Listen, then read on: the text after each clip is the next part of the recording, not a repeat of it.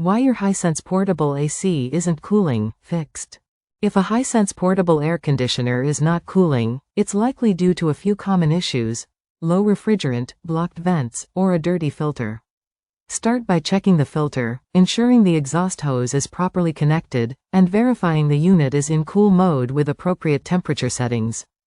If the problem persists, a refrigerant leak or compressor issue may be present, requiring professional assistance. Troubleshooting steps. Check filter. Ensure the air filter is clean and not clogged with dust or debris, which can restrict airflow. Exhaust hose. Verify the exhaust hose is correctly connected to the unit and the window kit, and that it's not kinked or blocked. Mode and settings. Make sure the unit is in cool mode and that the temperature is set lower than the room temperature. Inspect for leaks. Check for any signs of refrigerant leaks, which can cause reduced cooling performance.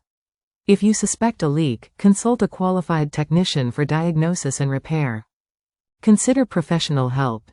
If the unit is still not cooling after cleaning the filter and checking connections, it may have a more serious issue like a faulty compressor or low refrigerant. A certified technician can diagnose and repair these issues.